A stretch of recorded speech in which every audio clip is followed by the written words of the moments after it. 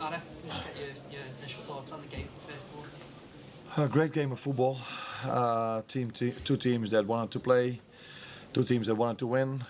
Had no intentions to do things that people normally don't like to see if they watch a game of football. So no time wasting, no time delaying. Two teams that were just for almost 100 minutes trying to win a game of football, and with some brilliant individual moments. So I've seen a few from us, but the lead up to the 2-2, the ball from the goalkeeper to that midfielder that pretended to play the ball to the outside and then played as midfielder, was a great moment from them.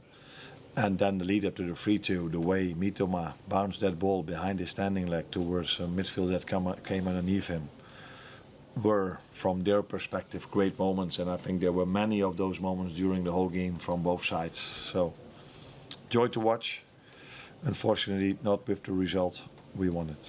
First Premier League start for Federico Chiesa as sort of number 9. Just talk us through your thoughts on that and how you thought he did as well. I think the biggest quality Federico has is scoring goals. So the more you get him in and around the box, the bigger chance it is for him to score a goal. And he got a good chance when Mo, just before Mo had his big chance, Mo assisted to Federico. And for him to have a shot, an open shot from the 18-yard box, is for Federico a very good chance because he's such a great finisher. But well defended by Van Hekke, who blocked that ball. I think he did even more than I could expect from him, because if you haven't played throughout the whole season, hardly ever had any start, and then to play Brighton away, which is a very good team, number 8 of the league, that can bring in Mitoma 20 minutes before the end. That tells you everything about this league. And then for him to be out for so long and play a game like this is more than I could expect from him. And just one more from me.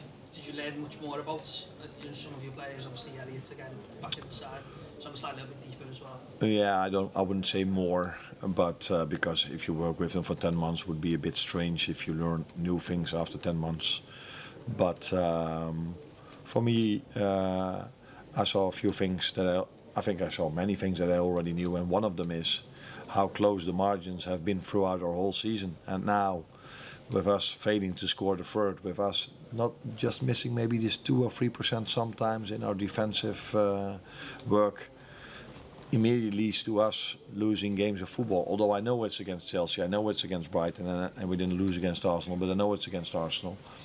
But we won this league because we've been so consistent, we've done so many things right, but we haven't won it in a way like City did it for the last 4 seasons, where they just could close their eyes and they were even 4-0 up. So we've been very close in terms of quality with all the teams we've competed with.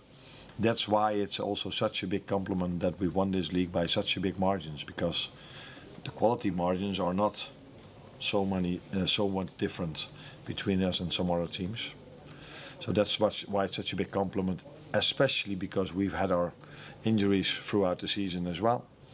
And then to lead by 12 now, I think 12 is a big compliment to our players.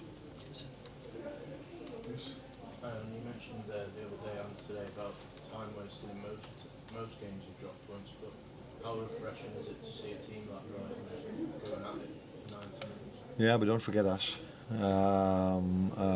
We always do this, and that's why if another team does this against us, you get to see a great game of football like Paris Saint-Germain, like this one, and I can come up with many others.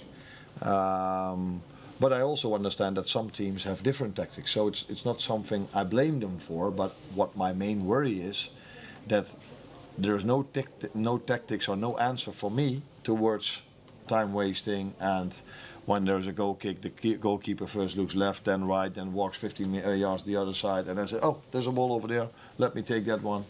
You cannot find tactics to that, and that is what I've seen, not only in games against us, but I see this throughout the league quite a lot. And when I came here, the first meeting I had with the Premier League people said, no, this game needs to be intense, we want to have a high-paced game.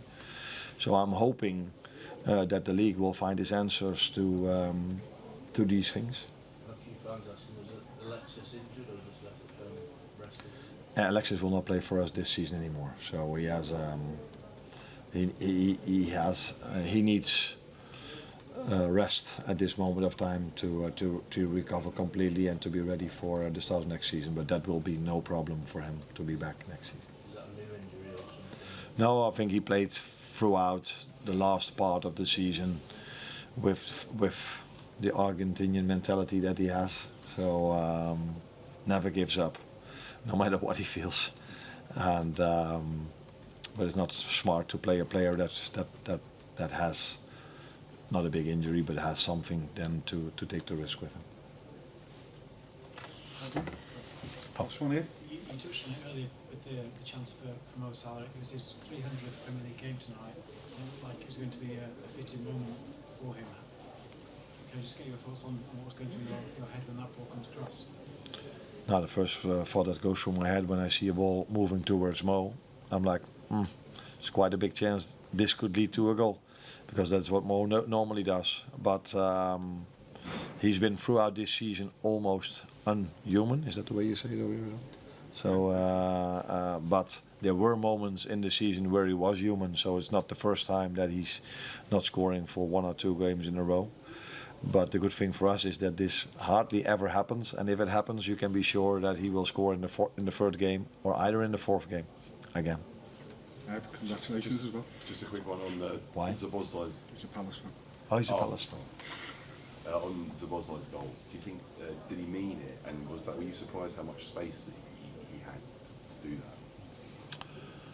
No, what I liked a lot is that we mostly have a certain routine in our set pieces, but we try to tell them, if you see something else, try to execute it. Feel free to execute if you feel there's another opportunity. And I think Harvey and Dom felt that it was a 2v1 in that free kick, and they outplayed that. And then I definitely feel that Dom meant to shoot that ball on target, because he has a great shot, and we ask him, use it more, use it more, use it more, because at training sessions he scores from every angle. But if he's playing, then he's always looking, where is Mo? Which is also not a bad idea, because Mo can score a goal as well. But I don't know on how many goals he is now, but it's getting better and better for an attacking midfielder for Liverpool to have these amount of goals. Thank you. Oh, that way.